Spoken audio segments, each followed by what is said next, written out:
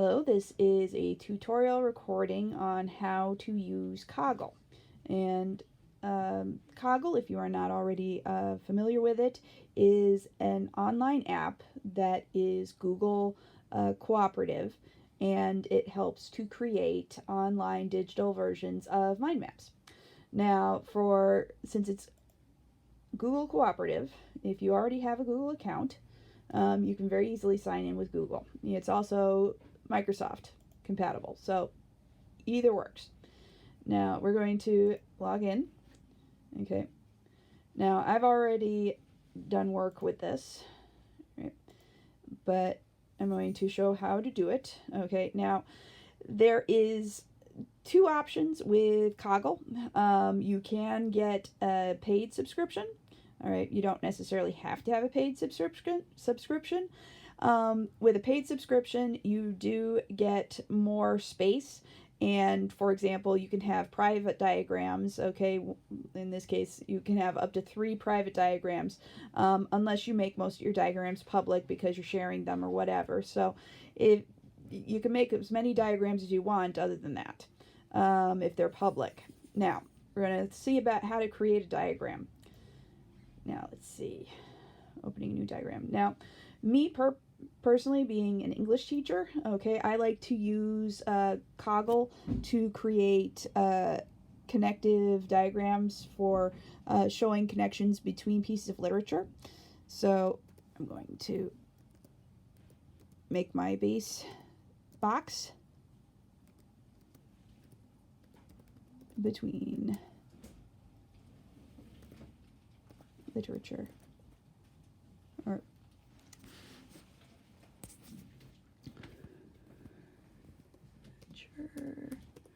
okay. Now, I can always edit whatever is in the box, okay?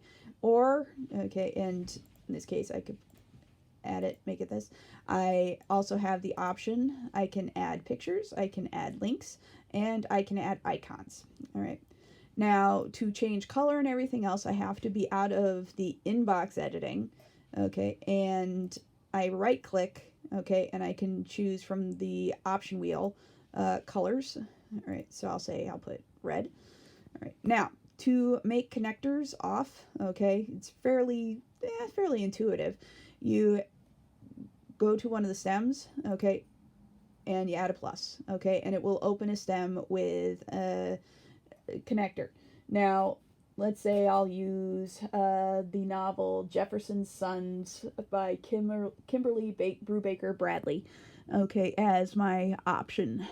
So, if you are not familiar with this book, it is a fictional novel from the perspective of children born to Jefferson from Sally Hemings. Okay. Now, if I were to leave it like that, it would be outside of a box, okay? Now, if I wanted to put it into a box, okay, for whatever reason, all right, easy enough. I click from the right click and choose from the option wheel, and I'm going to have it and keep it fairly the same throughout, okay, uniform, that it looks pretty much just like the box right here. All right, now these 3 options at the top, okay, are available for non-paid subscription. These ones on the bottom are paid subscription. You can also add more flimsy, okay, for non-paid subscription. But this case, okay, but in order to do it, I can't be, if I have it like this and I right click, okay, it doesn't work. You have to be clicked out and have it like this with the icon over it, click the right button, and so on. So that works better. Okay, I'm going to make this bold. All right. Now, on the other line of things, what I want to do is I'm going to choose the other book will be Holding a Wolf by the Ears. Okay, which is a book by Anne Rinaldi and is from the perspective of Harriet Hemings. Okay. By the ears. All right. And Harriet Hemings was Thomas Jefferson's daughter by Sally Hemings. Okay. And like the other one, I'm going to make it a box. Right click, option circle, box. Now if I wanted to change the colors so that the colors are contrasting, okay, I can do this. All right, I can only choose colors within the inner circle for a non-paid subscription. Outer circle, okay, is a premium subscription option, but like I said, it's not really a horrible thing to have non-paid subscription. I have enough colors for what my purposes are right here. So I've got that. So I've got Jefferson's Sons and Wolf by the Ears. Now if I wanted to show the connection between these two pieces of literature, okay, I do a branch off of this one and I do a branch off of this one. Now I make sure that it's clicked out so it's not on an inside the box editing, okay, and I will right click and start and hold on to it and drag it and move it up.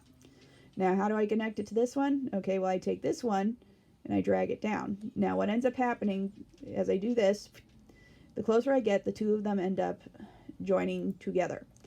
All right. Now this I'd point out, okay, that one of the connecting things is it's first person narrative for both of them.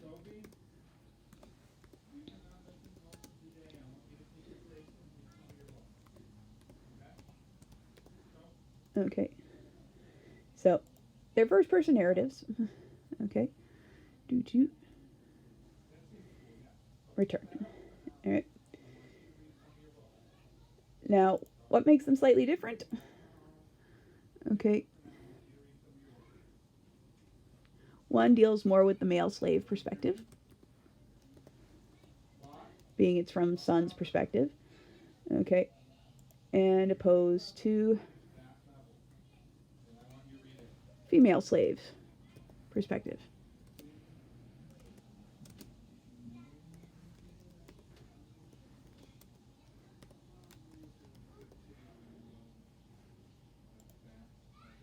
Male perspective.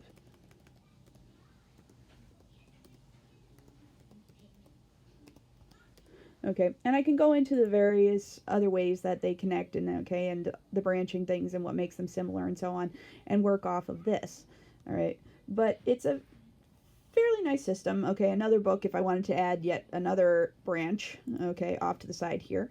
I might do America's First Daughter, okay, which is by Stephanie Dray, and it's from the perspective of Patsy, who is Jefferson's legitimate daughter from his actual marriage, okay, to his wife, and her idea and perspective. So I could add all this, okay, have all the branches, be able to branch out, and be able to show how the connections work this way.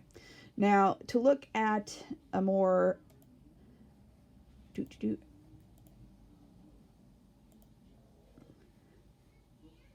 completed document, I've got to do, all right, this. Now, as you can see, okay, I've got 2 books, okay, 3 character focuses off of each book, okay, looking at character connections with this specific mind map, okay, the books in question, Michigan versus the Boys, and Beartown. Now, I added, okay, I made sure to add pictures of the covers, okay, of the books, and you can add in pictures. I already pointed out that you can add in pictures, you can add in icons. I have an icon here, okay, and, okay, when it is in editing form inside the box, okay, it'll use the name of the picture or the file name, okay.